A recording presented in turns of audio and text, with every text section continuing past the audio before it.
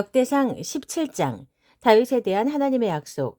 왕은 안정을 찾은 뒤에 예언자 나단에게 말했다. 보십시오. 나는 여기 호화로운 백향목 궁에서 편히 살고 있는데 하나님의 언약궤는 허술한 장막 안에 있습니다. 나단이 왕에게 말했다.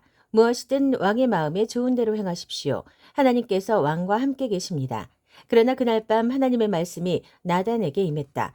너는 가서 내 종 다윗에게 전하여라. 이 일에 대한 하나님의 말씀이다. 너는 내가 살 집을 짓지 못할 것이다.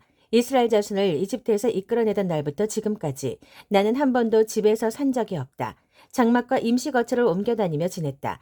내가 이스라엘과 함께 다니면서 목자로 지명한 지도자들 중 누구에게 어찌하여 내게 백향목 집을 지어주지 않느냐고 물은 적이 있느냐. 그러니 너는 내 종 다윗에게 이렇게 말하여라.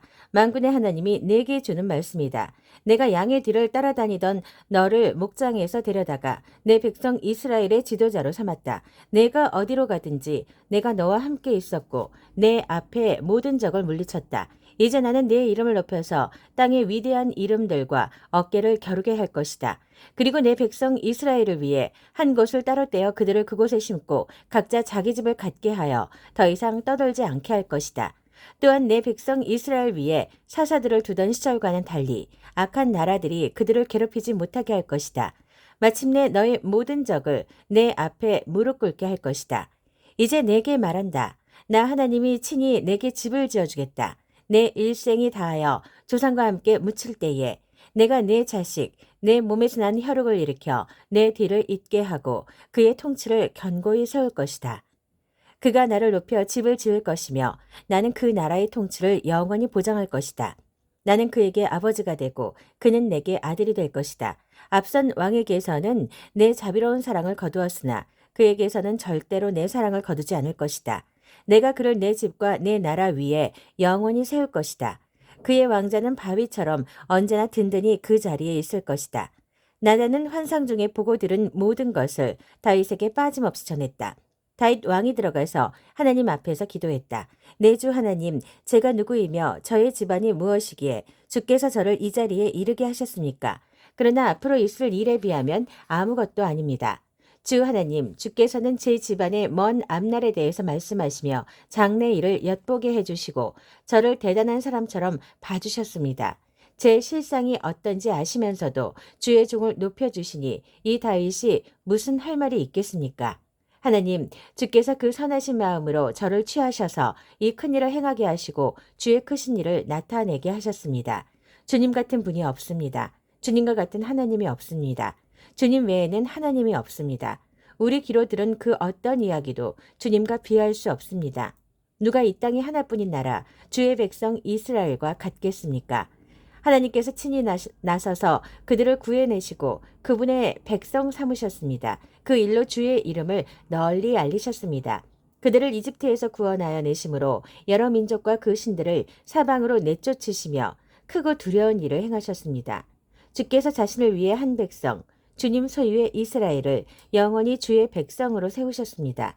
그리고 주 하나님께서 그들의 하나님이 되셨습니다. 위대하신 하나님, 저와 제 집안에 주신 이 말씀을 영원히 보장해 주십시오. 약속하신 대로 이루어 주십시오. 그러면 주의 명성이 굳건해지고 영원히 높아져 사람들이 만군의 하나님, 이스라엘을 다스리는 하나님이 이스라엘의 하나님이시다 하고 외칠 것입니다. 그리고 주의 종 다윗의 집은 보살펴 주시는 주의 임재 안에서 바위처럼 굳건히 남을 것입니다. 주 나의 하나님께서 내가 내게 집을 지어주겠다고 제게 밝히 말씀하시니 제가 용기를 내어 주께 이 기도를 감히 드립니다. 하나님, 신실하신 주께서 이 모든 놀라운 말씀을 친히 제게 해주셨습니다. 저의 집안에 복을 내려주셔서 늘 주의 임재 안에 머물게 해주십시오. 하나님, 주께서 복을 내리시니 참으로 복되고 복됩니다. 영원히 복됩니다. 역대상 18장 다윗의 승전 기록.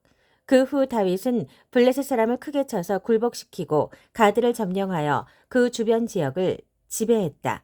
그는 또 모압과 싸워 그들을 물리쳤다. 모압 사람은 다윗의 통치를 받으며 정기적으로 조공을 바쳤다. 다음으로 유프라테스 강 유역의 통치권을 회복하러 가는 길에 다윗은 소바왕 하다데스를 멀리 하마까지 물리쳤다.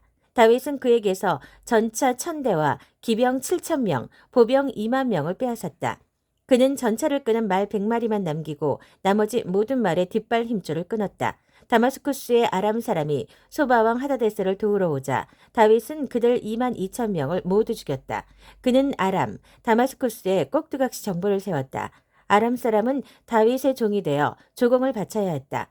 다윗이 어디로 진군하든지 하나님께서 그에게 승리를 주셨다. 다윗은 하다데셀의 신하들이 가지고 있던 금 방패를 전리품으로 취하여 예루살렘으로 가져왔다. 또 하다데셀의 성읍인 데바와 군에서 청동을 아주 많이 빼앗았는데 나중에 솔로몬이 그것으로 커다란 청동바다와 기둥과 성전 안에 청동기구들을 만들었다. 다윗이 소바왕 하다데셀의 군대를 모두 쳐부수었다는 소식을 하맛 왕 도우가 들었다. 그는 아들 하도람을 다윗 왕에게 보내 안부를 묻고 하다데셀과 싸워 이긴 것을 축하했다.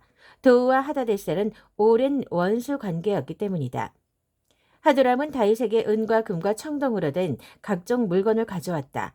다윗 왕은 이 물건을 에돔, 모압, 암몬 사람, 블레셋 사람, 아말렉 등 다른 나라에서 빼앗은 은, 금과 함께 거룩하게 구별했다. 수르야의 아들 아비새는 소금 골짜기에서 에돔 사람과 싸워 그들 18,000명을 물리쳤다. 다윗이 에돔의 꼭두각시 정보를 세우니 에돔 사람이 다윗의 지배를 받았다. 다윗이 어디로 진군하든지 하나님께서 그에게 승리를 주셨다. 이렇게 해서 다윗은 온 이스라엘을 다스렸다. 무슨 일을 하든지 누구를 대하든지 그의 다스림은 공명정대했다. 수르의 아들 요압은 군사령관이었다. 아힐룻의 아들 여호사밧은 공문서를 맡은 기록관이었다. 아히두베의 아들 사독과 아비아달의 아들 아히멜렉은 제사장이었다. 사워사는 서기관이었다. 여호야다의 아들 브나야는 특수부대인 그렛 사람과 블렛 사람을 지휘했다. 그리고 다윗의 아들들은 왕을 모시는 측근들로 높은 자리에 앉았다. 역대상 19장. 시간이 흘러 암몬 사람의 왕 나하스가 죽고 그의 아들이 뒤를 이어 왕이 되었다. 이에 다윗은 나하스의 아들 한운에게 친절을 베풀고 싶구나. 그의 아버지가 내게 한 것처럼 나도 그를 잘 대해주고 싶다고 하면서 부친상을 당한 그에게 조문단을 보냈다. 그러나 다윗의 신하들이 암몬 사람의 땅에 이르러 한운을 찾아가 조문하자 암몬 사람의 지도자들이 한운에게 경고했다.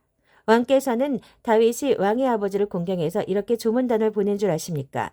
그가 아들을 보낸 것은 이 성을 정탐하여 결국 빼앗기 위한 것임을 모르시겠습니까? 그래서 한운은 다윗의 신하들을 잡아 그들의 수염을 깎고 옷을 엉덩이 절반 높이까지 자른 다음 돌려보냈다. 이 모든 일이 다윗에게 전해졌다. 그들이 심한 모욕을 당했으므로 다윗은 사람을 보내어 그들을 맞이하게 했다. 왕은 그대들의 수염이 자랄 때까지 여리고에 있다가 그 후에 돌아오시오 하고 말했다. 암몬 사람은 자신들이 다윗의 미움을 사게 된 줄을 깨닫고 은 1000달란트 37.5톤을 들여 나하라임, 마아가, 소바의 아람 사람에게서 전차 32,000대와 기병을 고용했다. 또 마아가 왕과 그의 군대도 고용했는데 그들이 와서 메드바에 진을 쳤다. 암몬 사람도 그들의 여러 성읍에 모여들어 전투 준비를 했다. 이 소식을 들은 다윗은 그의 가장 강한 용사들을 요압에게 맡겨 출정시켰다. 암몬 사람이 나와서 성문 앞에 전투 대형으로 섰다. 연합군으로 온 왕들은 넓은 들판에 전열을 갖추었다. 요압은 싸워야 할 전선이 앞뒤로 있는 것을 보고 이스라엘의 정예군 중에서 다시 최정예군을 뽑아 아람 사람과 맞서게 배치했다. 나머지 군대는 그의 동생 아비새의 지휘 아래 두어 암몬 사람을 상대하게 했다. 그가 말했다. 아람 사람이 나보다 힘이 세면 내가 와서 나를 도와라. 암몬 사람이 너보다 힘이 세면 내가 가서 너를 돕겠다. 용기를 내어라. 우리는 우리 백성과 우리 하나님의 성읍을 위해 온 힘을 다해 싸울 것이다. 무엇이든 필요하다면 하나님께서 친히 행하실 것이다. 그런데 요압과 그의 군사들이 아람 사람과 싸우려고 쳐들어가자 그들이 모두 후퇴하여 도망쳤다. 아람 사람이 목숨을 건지기 위해 도망치는 것을 본 암몬 사람도 아비새를 피해 도망쳐 성 안으로 들어갔다. 그러자 요압은 철수하여 예루살렘으로 돌아왔다. 아람 사람은 이스라엘에게 처참히 패한 것을 알고 사태를 수습하고 나서 전열을 재정비했다. 그들은 사람을 보내 요단강 건너편에 있는 아람 사람을 불렀다. 하다데셀의 군사령관 소박이 그들을 지휘했다. 이 모든 일을 보고받은 다윗은 그는 온 이스라엘 군대를 소집하고 요단강을 건너 진군하여 전투 태세를 갖췄다. 아람 사람은 다윗과 맞설 태세로 전투 대형을 취했고 이내 전투가 시작되었다. 그러나 그들은 이번에도 이스라엘 앞에서 흩어져 도망쳤다. 다윗은 전차병 7,000명과 보병 4만 명을 죽였다. 군사령관 수박도 죽였다. 하다데ser을 섬기던 모든 왕이 자신들의 패배를 인정하고 다윗과 화친하여 그를 섬겼다. 아람 사람은 이스라엘을 두려워 다시는 암몬 사람을 돕지 않았다. 역대상 20장 그의 봄 왕들이 전쟁에 나가는 때가 되자 요압이 군대를 이끌고 나가 암몬 사람을 무찌르고 랍바를 포위했다. 한편 다윗은 예루살렘에 남아 있었다. 요압은 랍바를 크게 쳐서 폐허로 만들었다. 다윗이 암몬 왕의 머리에서 왕관을 벗겼는데 그 무게만도 금 1달란트가 나갔고 보석도 박혀 있었다. 다윗이 그 관을 들여 머리에 썼다. 그는 그 성에서 엄청난 양의 전리품을 가져왔고 그 백성에게 톱질과 곡괭이질과 도끼질 등의 강제 노역을 시켰다. 그는 모든 암몬 사람에게 그와 같이 행했다. 그러고 나서 다윗과 그의 군대는 예루살렘으로 돌아왔다. 그 후에 게셀에서 블레셋 사람과 전쟁이 벌어졌다. 후사 사람 10부개가 거인족 10배를 죽인 것이 이때였다. 블레셋 사람은 굴욕적으로 패배했다.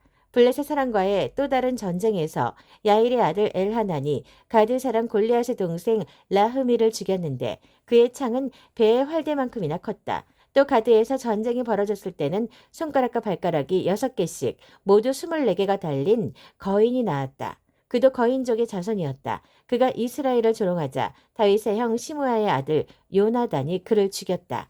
이들은 모두 거인족의 자손으로 다윗과 그의 부하들에게 목숨을 잃었다.